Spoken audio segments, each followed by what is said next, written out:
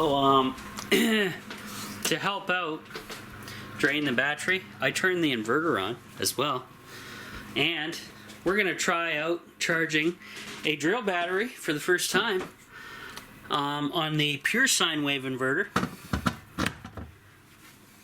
And off she goes to the races. Sweet stuff. Inverter's not making a whole lot of noise, which is good. So it must be keeping cool enough. We'll go over here, see what the power's looking like. 12.5. Good stuff. That'll get us down quicker. Then I can turn the solar back on and charge us back up, and it should override the overvolt disconnect, which is what I want. Show you the fire quick before I get back to cleaning. There it goes spinning away. I cannot tell if the fire's still going. Let's check. No, we gotta fix that. I need some heat. So let's go ahead and fix that, and I'll be back here for winterizing my rain harvesting setup. Show you that next.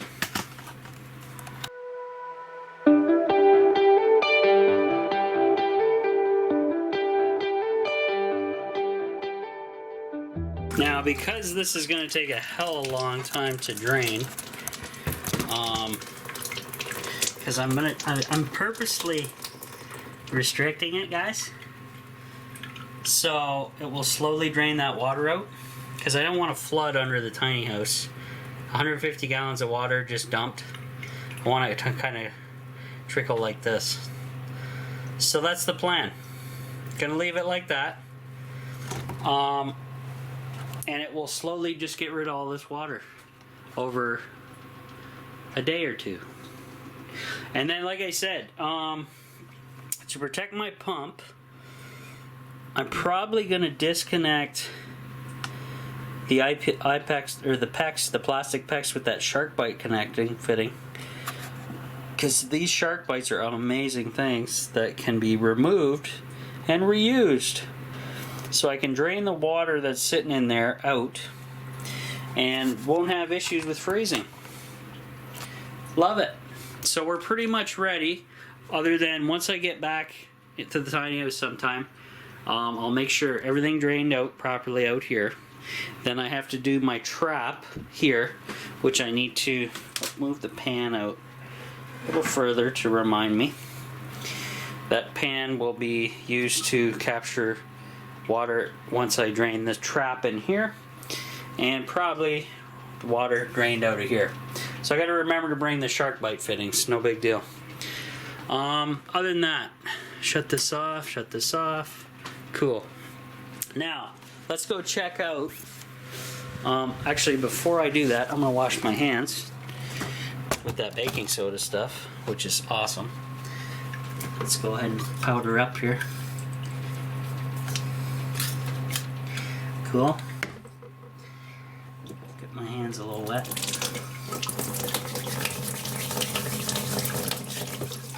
Yeah, that baking soda is really good soap. Holy crap. It makes your pans feel clean. It's kind of gritty when you start because it's the powder grit, right?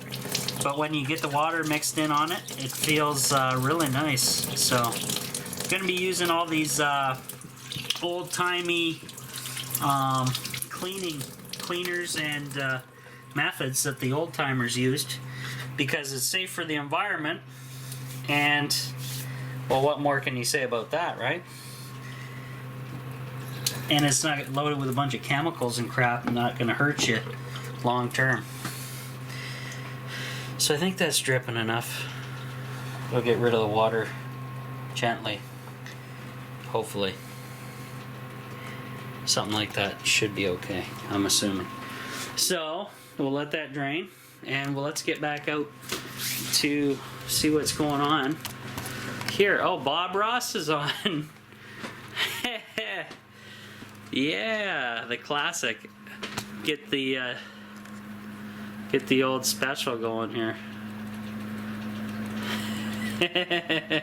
Pretty funny. 12.5 we're down to. The MPPT is still flashing that it's overvolt disconnect, has not hit no low enough level. And it looks like my drill battery is completely charged, no longer flashing there. So let's remove him. I need to put on a 120 volt item that will burn some juice. But I don't think I have, oh wait, I have the Xbox, but there's no point in running that thing, I don't think, because I don't have it hooked up to a TV. So that's kind of pointless. I do not have a lot of 120 volt devices. That's the interesting part. I have a radio. I have some like LED lights that will draw absolutely nothing and be a waste of time for me to put on there. Yeah, that sucks. But what I can do, I'll just leave the solar off, and eventually the MPPT will get us down past that level, and we'll go to town like that. So I'm gonna shut off the inverter because I gotta go visit my brother, see how he's making out today, and do all that fun stuff. Shut some lights off here. Ta-da! And I gotta, oh, I'm almost out of batteries but for the camera here, so that's okay. I'll shut these lights off. Da-da-da. Oh, I guess I only had one on. Ow! My hands were a little damp and I felt that. Oh, jeez. Not a good thing. Well, we're jumping all the way back up to 13 volts without a load on it. It's going to be a while before I get over the over voltage, but I'm going to leave the solar off. And that's okay. Just want to double check, make sure, grab this flashlight, make sure my solar is still off. Just double check on everything. And it is absolutely off. That's good. Another reason I want it off is I'm not here. Temperatures are dipping, and cold temperatures and lithium batteries are not friendly unless you have a low temperature cutoff switch. This one does, but I'm not going to risk it. I'm going to leave the solar off this winter. But probably I'll do a few nights over here to warm up the tiny house, exercise the battery, get it working, and doing all that stuff. So that's the main thing. And wood stove, I'm just gonna let die down by itself. This guy can just let die down by itself, and that's fine. Just to take the chill off today. This time I'm gonna have to definitely, I'm gonna have to bring home these spider plants before it gets super cold in here. I think I have at least a week before I can do that, so I gotta come back anyway to check on my drainage of the tank, which is fine, totally fine, and I will do that. But other than that, that's all the damage I can do today. I'll shoot a quick little video about Greta because it's fun, but I'll be back.